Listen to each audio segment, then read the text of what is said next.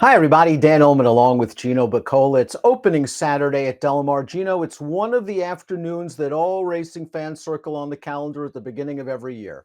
And it's going to feel a little bit different because it's going to open on a Saturday this year. And one thing that's familiar is we get to start off with the 3-year-olds taking center stage. We get these really fun turf series throughout the meet at Del Mar, and it's a fun series that you can follow along with horses that'll likely make multiple starts. And you and I will preview a couple of these opening day stakes races. Yeah, two stakes on the card. Let's kick things off with race number 9. Big fields also in these stakes races. Have to love it as a horse player. It's the Grade 2 San Clemente. This race is for 3-year-old fillies going a mile on the turf. While it is a big field and it's fairly competitive, they're all going to have to beat the undefeated number 10 Maduro. 4 for 4 in her career for Peter Urton.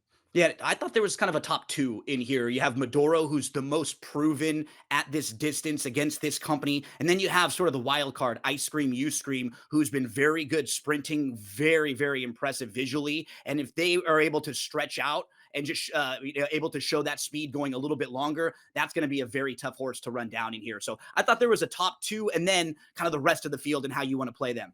You make a good point about horses that are going to have to navigate this distance. Several stretch out sprinters, and pace might be key. These horses might have to relax a little bit. Our friends at Timeform US believe that this pace is going to be fast. I Scream, You Scream. While she did sit off the pace last time out, she is stretching out in distance and should so show speed. Sea Dancer from the 2, I think, has got to be on ascend.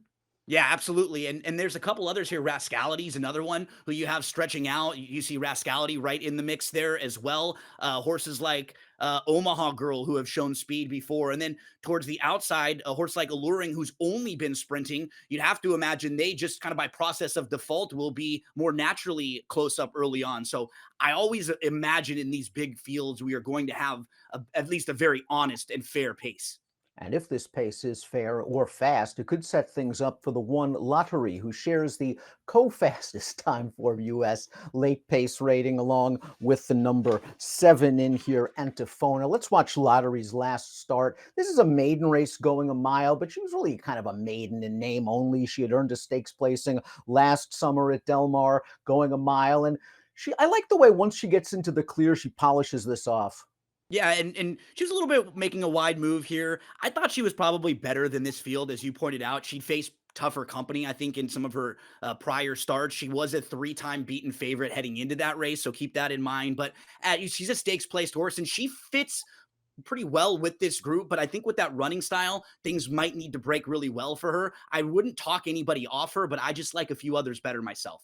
Perhaps the number 2 Sea Dancer went a little bit too fast in the early stages last time out in the honeymoon for 3-year-old fillies, but she's likely going to have to go just as fast in the early part of this race. And she also has some class concerns that she has to address. Is she really a stakes horse at this juncture? Yeah, I'm not sure. What I like to see positive, she's shown speed, and even a couple starts back, she showed us that she could sit off the pace a little bit. So she may be able to adapt to some different styles if need be. But I completely agree with your assessment that class wise, I feel like she's a cut below. So I want to see her prove it against a group like this. Although the number 3 Sakura Blossom has yet to win on turf, she certainly performed well on the surface last time out, easily outrunning her long odds in this race, the honeymoon. And she's got a lot of work to do turning into the stretch. You see her swinging wide from the back of the pack. It's nice to see her stay on and finish second. And for a late running filly, she finds another good spot from a race flow standpoint. Yeah, she's still a little green late too, which sometimes mean there's even more upside with horses like this. They have another step forward they can take. For me, I would not be shocked at all. She's a horse that I would probably want to throw into any kind of late pick 4s and pick 5s. I want to see one more race with her against this level because some of her races earlier on in the year, she won that race at Turf Paradise. I wasn't quite sure, again, class wise, how she would stack up with a group like this. So I want to see her. If she's competitive here with a group like this, then we know she's found her home going long on the turf because her 2 turf races going long, they've been very solid. The 4 is Rascality, one of the fillies in this race, stretching out in distance. She's really improved by leaps and bounds since Richard Mandela switched her to turf, however, and being by Superstar Stallion into Mischief, it seems his progeny are very versatile. I have a feeling that this well-connected, well-bred filly will at least stay a mile. Yeah, and I think she's a little better than her races might suggest. I wouldn't be shocked to see her being more forwardly placed. There's a lot of little things to like about her pattern and how she comes into this race, stretching out, third start off the bench. I'm just going to expect her to be in the mix early on. I'm just a little concerned with the way the race shape is. Not that she can't get the distance, just that there might be a couple others in here that make it difficult for her to be hanging around late and really get a big share of this. Here's another stretch out sprinter trying two turns for the first time. The 5, Invincible Molly, going out for Jeff Mullins. She scored in this race, a first level allowance back at Santa Anita on May the 11th. I thought all in all, this was a really nice ride. She was able to save ground, eased out at the right time. But that being said, she still has about 3 lengths to make up at the 8th pole, and she digs deep to get there. Yeah, in watching her, she seems like the stretch out should be fine for her visually, right? She seems like a horse who will have no problem getting a little more distance, and I think she could probably be a little more forwardly placed in here. It's like so many in this field, it's tough to knock what they've done overall, but you just have to kind of pick and choose which ones you're going to go with. And Invincible Molly actually didn't make the cut for me, but I don't have very many negative things to say about her and what she's been doing coming into this race. She seems like she's on the improve.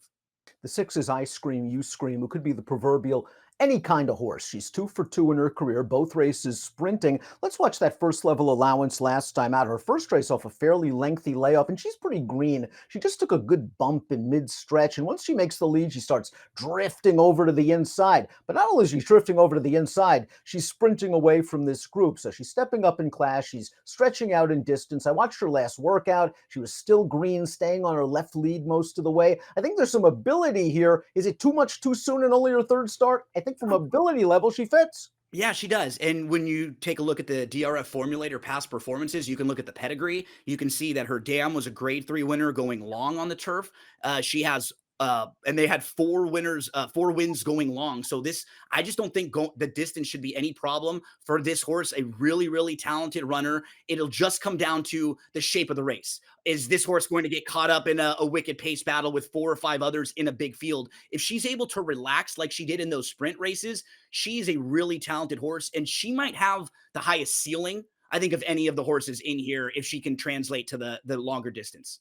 Antofona, the number 7, already a stakes winner. That was going down the hill at 6.5 furlongs at the Great Race Place. 6th last time out in the Senorita, also sprinting. She's done well sprinting. She's done well going 2 turns. I'm not going to pigeonhole her as any kind of just a type right now. I just think it's all about trip and pace. She should get the pace, whether she works out a trip either weaving her way through or going around a lot of other horses. That's a different story. I expect a late kick at a price. Yeah, and I think that's what it comes down to, right? She could get the shape, but is she as good as some of the other horses that will probably be winding up late and coming with their late kick? I have a few others just pegged a little bit higher than her with their late ability and what I think we're going to get from them. So for me, maybe just more of an under type. Omaha Girl, the number 8, is a stakes winner going a 1-turn mile on dirt at Gulfstream Park. This is kind of an interesting spot and a tough spot off of a 6.5-month layoff. She's only raced once on turf. I'm really not going to hold that against her. She didn't have the easiest trip, I thought, in the Ginger Brew. We'll see what she gets in here, though, because off such a long layoff, she's really going to have them nailed on tight. Yeah, she's just a real wild card. This is one of those horses I think I have to take a wait and see approach, and just if she jumps up and runs a big race, then we'll kind of reassess her moving forward in her next spot. Zona Verde is the number 9. She won the Grade 3 Jimmy Durante last year, but she was just handed that race, I thought, on a silver platter. She was allowed to get to the lead, and then she just dropped the anchor on that field. Since then, she's run well in a couple of races, sprinting, going a mile. I think she's honest. I wonder how much upside is left, though, after 11 starts. Yeah, and I have her in the mix here, Dan, but more of an underneath type because I think I like the fact that she can adapt to different running styles. As I whacked my microphone over here, it's like the first time I've done one of these videos, right? Total professional. But Zona Verde has shown the ability to win on the lead, can come from off the pace, and can get different trips. But a couple things, she's also one of those that seems to get into some trouble. And the one race where she got a perfect trip, and I feel like that was the race she had the opportunity to beat Maduro. Maduro still was able to get her right on the square. So looking at those two, and I know we're going to get to Maduro right next, I would just have a hard time putting her over Maduro because I just can't make excuses for some of those races. So for me, very honest, maybe if she floats up, she could be a value play, but I just don't know if she's good enough to beat this entire field.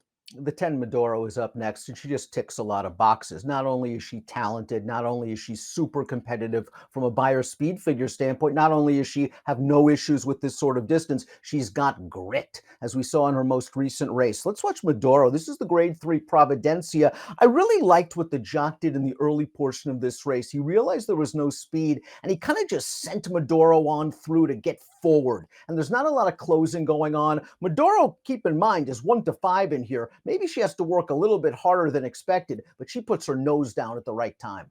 Yeah, and this race was not really shaping up all that well for her. The horse that was on the lead was able to kind of start to cruise, and Medoro was sitting off her. But that's not really what Medoro has done throughout her career. And you were kind of hitting on it. She's so adaptable. She's just such a cool horse that she's overcome different things throughout her career. I mean, if you look at the last three different races that she has, she's won in completely different ways. So I really think she's the class of this field. They've been pointing for this race. I think she's the horse they'll all have to beat. She's probably not going to give you any type of price at all.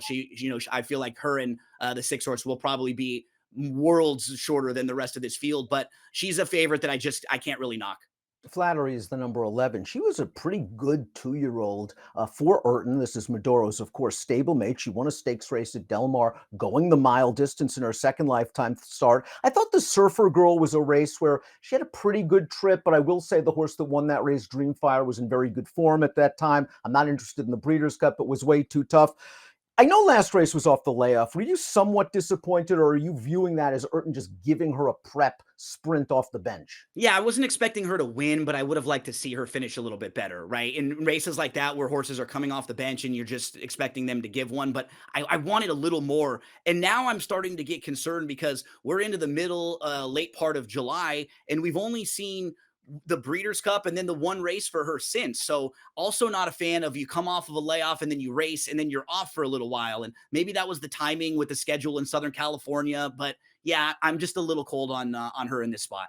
Mandela has Rascality stretching out in distance. Also, the horse on the far outside, the number 12, Alluring, who's earned a stakes placing sprinting in her career. The blinkers are coming off. They're stretching out. I think she has enough pedigree to handle this distance. Boy, Rispoli's going to have to work something out from this outside post. Yeah, that's the key, right? This is a horse who I've liked all along. I followed her. She had a wicked beat a couple starts back on April 7th. That was a brutal loss. And she had some legitimate trouble in the race right before that. And I think we can probably just eliminate her last start. She just didn't really fire all that well. The blinkers coming off. I like a lot of things about her, as you pointed out, but the wide draw just makes her so hard to upgrade and put her on top, maybe in an underneath spot. And I don't have a problem with her going this distance, but I couldn't get to her on the top end. Let's take a look at who you went with in the grade Yeah. 2, San Clemente. Badoro's just been so good, and I'm really interested to see if she wins this race, where she goes down the road, because the potential's there, the talent's there, the pedigree's there. Really curious to see what we get from her, not only in this race, but down the road through the summer and into the fall. Yeah, she's literally done nothing wrong. And I was impressed with that last race because that's the type of race that horses like her lose when there's a slow pace, when a horse gets out front and she's just a late running second and not able to get to the loose on the lead front runner. But she was able to show a different dimension that day and get a little gritty. So I think she's the horse to beat, no doubt about it. If you're looking for horses to bet, the three that I use underneath, Mm. just depending on what prices they are. Like if Zona Verde floats up and is 10-1, okay, then I'm okay with throwing this horse in who's shown that she's not that far below a horse like Medoro. And the horse that you have picked on top, if she is in that 3-1 ish range, I think that's very fair value for a horse who could get the jump on a lot of the deep closers. And then on the outside, I mentioned I like this horse a little bit, but the outside draw is just a little tough. We both did the same thing here with that one, just thinking that there's some talent, there's some ability, but a tough draw. Yeah, I Scream, You Scream is where I land. I really like what I've seen from her from a natural ability standpoint. She's still, though, very, very green. We'll see how she handles all the hubbub at opening day of Del Mar with all the folks there and, of course, a big field. I wonder if this pace melts down, if Sakura Blossom has found herself as a turf horse. She's going to be a giant price and running on late. She's more, for me, a horse I'd like to slot in there on the bottom of single race exotics. Gino's going 10-9, 6-12. I'm going 6-3, 10-12, but we're all curious to see what Medoro does on opening day of the Del Mar Summer Meet.